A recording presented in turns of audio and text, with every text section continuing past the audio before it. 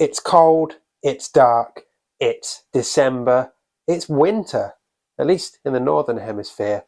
Anyway, here are a few Stephen King stories to get you through this chilly season.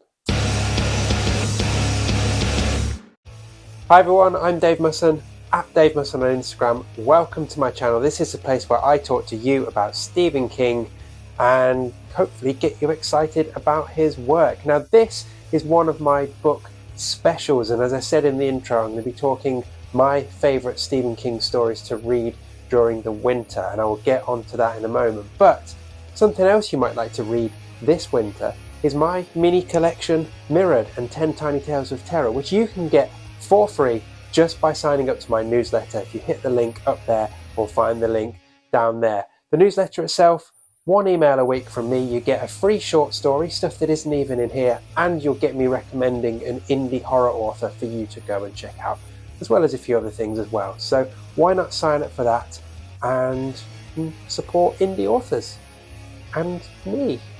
Sound good? Cool. So this is the final episode of my set of different season specials, which was an idea first suggested by Dyslexicon on my movie special from last year, which I'll link up there because I haven't linked it for a while. I've already done specials on spring, summer and autumn King things to read. You can find those in the description below. Do go and check those out. But for this one, we're talking winter. So I'm going to pick some of my favourite Stephen King stories that I think are good to read over the winter months. And I'll be going through them spoiler free so you can watch whether you've read all of Stephen King's work or you've hardly read a thing. And as ever with these, I'd love to know your suggestions. So what are your favourite things to read by Stephen King over the winter months? Let me know in the comments. I'd love to hear from you. But other than that, I've got my scarf, I've got my hat, I've got some books to show you. Let's do it.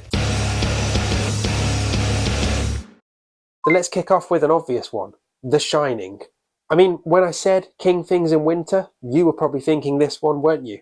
So let's go with it and get it out of the way first. Winter is crucial to the plot of The Shining. After all, Jack Torrance is the Overlook's winter caretaker, and it's the thick blanket of snow that keeps the family trapped inside that hotel forever and ever and ever. And I know that's the movie and not the book. Don't at me. Seriously though, this is a fantastic winter read. It will chill you to your core, and that sense of isolation that the Torrances have will just remind you why this is one of the scariest books anyone has ever written. So let me guess the other obvious winter read you were thinking of that I'm going to tell you on my list. Yeah, it's Misery.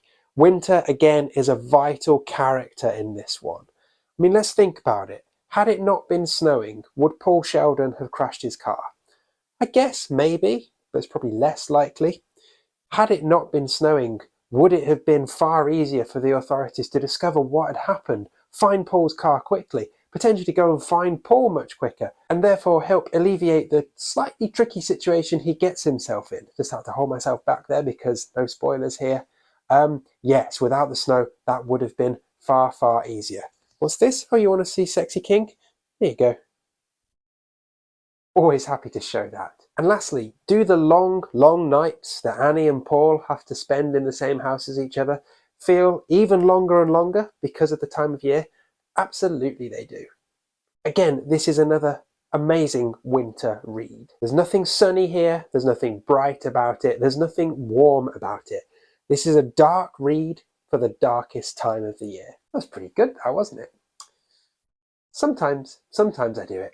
Oh, by the way, if you're wondering, my hat is for the Losers Club, a Stephen King podcast. Go and check them out. Okay, next up, we're going to dip into Bachman for a snow-drenched book. That's Blaze, another fantastic winter read. This one, again, is cold, it's stark. As I said, it's covered in snow. The time of year is crucial to the plot once more, and it just really works as a great read for this time of year. It's cold, and it's lonely, and it's pretty sad, and it's pretty underrated, particularly from the Bachman works. It's definitely worth a look, and if you haven't already, this is a good time of year to dip into it. Okay, next up, Dreamcatcher. So hear me out. I know the idea of jumping into this book and facing down shit weasels and bacon-loving aliens and All of the other weird stuff in this is hardly a thrilling prospect. But again, winter is crucial to this one. This is set in winter, the snow is vital, and if ever there was a time of year that this was going to work for you, it would be winter, particularly if you've not given it a chance yet. So this one starts right in the middle of November. So I guess we're a little bit behind schedule. But if you live somewhere like I do, where November doesn't really feel like winter, this book does feel like winter. And I'm rambling now, so let's just try and wrap this up by saying Dreamcatcher is a great winter read. And also, Dreamcatcher is fucking insane. There's a lot going on, and you just don't need all that in the middle of a hot, sweaty summer, do you?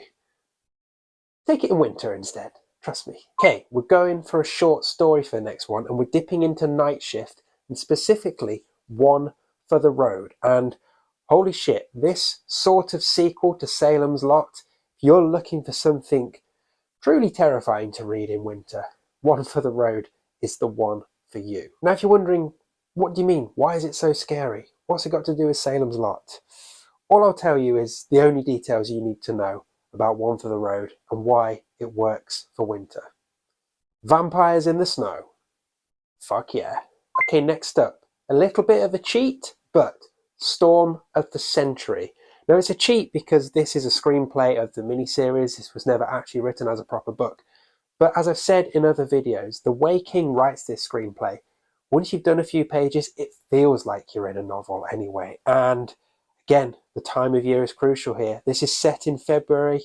It's a wintry storm that cuts off Little Tall Island from the world and sets in motion a chain of events that is ultimately pretty horrific and devastating. This one, again, will chill you to your core. Wrap up warm when you dive into this. And this series is now available on a streaming platform. I cannot remember which one, and I forgot to research it when I was planning this video. But if I find the link, I'll pop it below. Go and watch it. It's one of the best TV adaptations or TV creations of a King thing that I've ever seen. And the book is also really worth reading and still pretty easy to pick up as well. So I'm going to end on something slightly more uplifting, sort of. A story called The Reach, which is found in Skeleton Crew. Now, it's a story set on another island close to Little Tall Island from Storm of the Century. It's set on Goat Island. Yeah. And by Goat Island, they pretty much mean the animal goat. They're not saying it's the greatest island of all time. At least I don't think King is. Anyway, we're on Goat Island, and we spend our time with 95-year-old Stella Flanders, who has decided to take her first ever trip to the mainland. And it's a story that often gets overlooked, which is a shame because it is really an example of quite what a majestic and beautiful storyteller Stephen King can be.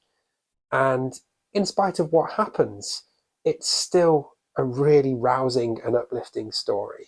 And again, the time of year makes it perfect for reading right now if you're in the Northern Hemisphere. So give The Reach a go if you haven't already. It's one of the many highlights of Skeleton Crew, and it works beautifully in the winter. So that's winter done. At least those are my thoughts. Let me know your favourite King things to read in winter. Pop them down below and we can swap some ideas. And that is it for the different seasons feature. Thank you so much to Dyslexicon for suggesting this prompt. It's been really fun to do. And as I said at the top of the video, you can find links to my spring, summer and autumn choices in the link below. And hey, I'll pop all 4 of them into a mini playlist as well, so you've got them to come back to throughout next year and the many years to come, or at least the many years that YouTube exists for, assuming no crazy billionaires come and buy it and ruin it. Fingers crossed! As ever, I'd love to hear from you, so do come and say hi on Instagram. I'm at Dave Musson, and feel free to subscribe to this channel if you haven't done already. This was obviously a book special, and as you'll know if you've had a look around the channel, I've now completed 19 reasons to read every single one of Stephen King's books. So if you've ever been curious about anything from Stephen King's back catalogue, explore my channel and you'll find a video of me giving you 19 reasons to read them. For some of the earlier ones, I was a bit of a dick and didn't think about where I was putting the spoilery reasons. So some of the earlier ones potentially ruin things. We'll caveat that with most of those books are 35 years plus old. So, you know, they've been around for a while, but the more recent ones, I was much more sensible and put the spoilers together at the end. So hopefully those will be a bit better for you. And stick around, because there's lots more to come. Starting next week, come back. There's a special buyer's guide coming, and then one more big blowout special before we hit the end of 2022. And of course, you're going to want to subscribe, because even though the books are done, we've got a whole load of movies to cover from next year as well. So, I've run out of things to say here. I'm overheating because I'm wearing a scarf hat and big woolly cardigan inside, purely to stick to the winter theme, when really I could have just worn it for the intro and taken it off. And I'm absolutely rambling now. So let's go. See you later. Thanks for watching. Bye bye.